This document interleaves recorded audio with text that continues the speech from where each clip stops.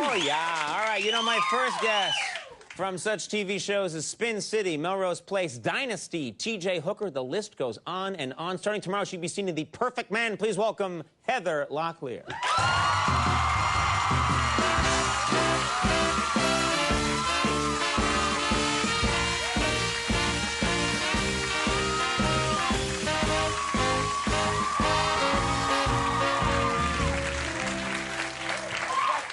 What are you doing there? I'm adjusting my... I thought you were taking your pants off. No, I'm adjusting it over the belly. Oh, I thought now we got a show. No, you don't want me to do that. Yes, I do. Yes, I do. Okay. Not gonna happen. Not gonna happen. All right, well, that's different. That's different from you don't want that to happen. Okay, not gonna happen, I understand. Not yeah, happen. that I've heard all my life. Now... No, apparently not. You have a 2-year-old, right? I have a 2-year... Well, I have a 2-year-old girl, yeah. So then There was that one time, that one time it happened. Yeah, I'm going to start crying soon. No, but thank you so much for being here. You look incredible. I haven't been here forever. I know, but you always look amazing. Thank you. And probably since T.J. Hooker, one of those scary old... that keeps going, like, into the... Well, no, it's cool that you... No, it doesn't go back that far. You're a young, vibrant woman, but you've worked constantly, you know, which is a lucky thing in television. Yeah, knock on wood. That's not wood. Polyurethane. Oh. Now, wait a minute.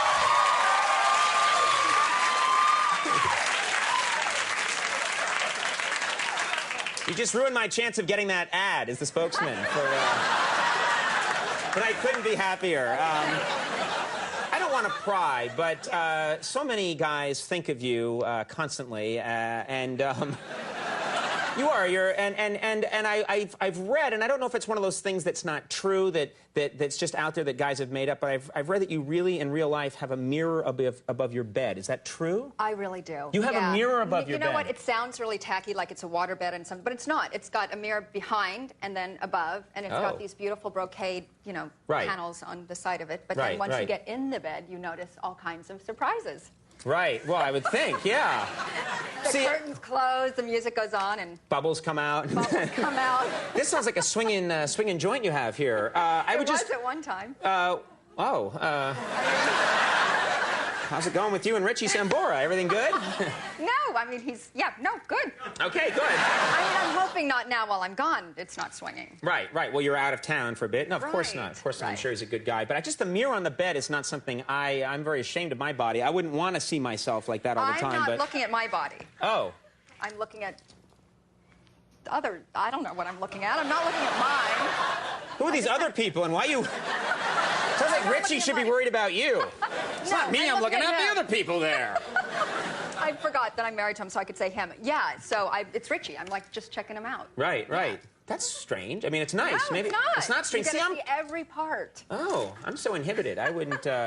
That's cool. You guys are, yeah, you got it going on. Well, let me ask you about this, because you mentioned I have a daughter. You have a child. Oh, hello. Sorry. I know what you're doing. Okay, yes. Well, you have a child, and how old is your child? 7. 7. Does your child ever cramp your style? You know, I've heard later. You know what I mean? How they can just sort of run around. Did you say crap my style?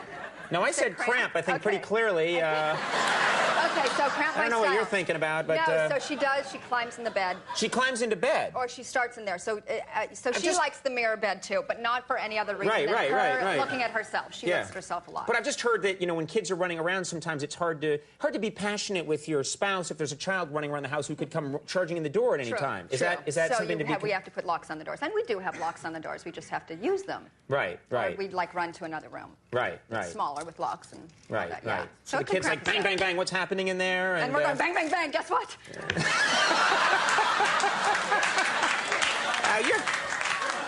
Your house sounds so much cooler than my house. It's pretty cool. Let me ask you something. This is something I've wondered about my whole life, and not just specifically with you, but let's take you, for example. You're married, of course, now to Rich Sambora. You used to go out with Tommy Lee. You like the rockers, the bad boy rockers. And when I was growing up in high school, I was like, why? Why do those girls like the rocker? Why not the butterfly collector? Do you have butterflies? Well, I could. No, I don't. I'm joking. I mean, But I don't think when you were growing up, they were. I mean, what? When you were in high school? Yeah, I didn't like rockers in high school. It just happened to be that they were at places where I was at, and I've been out with actors and all. Right. Regular butterfly catchers. That's nice to hear. Yeah. But did you like the bad boy kind of? Is that I liked I think bad boys. I mean, in college and stuff, they weren't rockers, but I had like. The bad boys. Right. Yeah. I had all these friends that were girls, and they'd always be these guys that were really bad and mean to them, and they'd complain to me about them, but then they'd be like, but he's so dreamy, and I'd be like, why?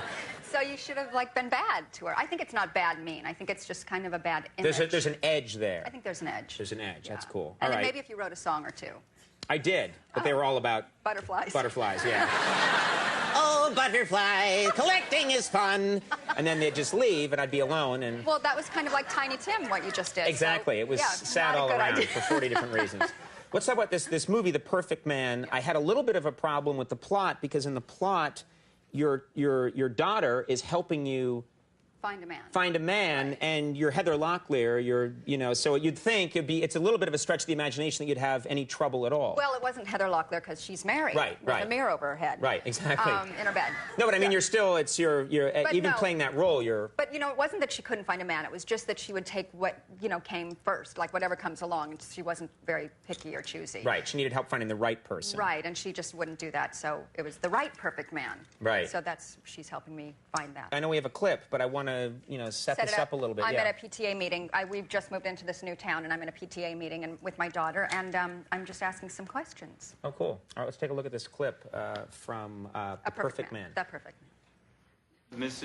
Miss Hamilton. I also wondered if you thought of monthly mixers for single parents.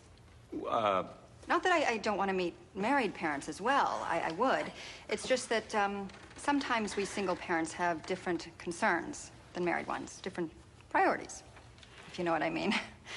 And by priorities, I mean, I need to meet a good man. In that case, where do I sign up? That's the guy you're gonna get. That's the guy I'm talking about. I think he's got this butterfly. Yeah, he probably does. Well, The Perfect Man opens in theaters tomorrow, so check it out. Heather Locklear, thanks so much for stopping by. So Great to have you on the show. Paul Giamatti coming up. We'll take a break. We'll be back.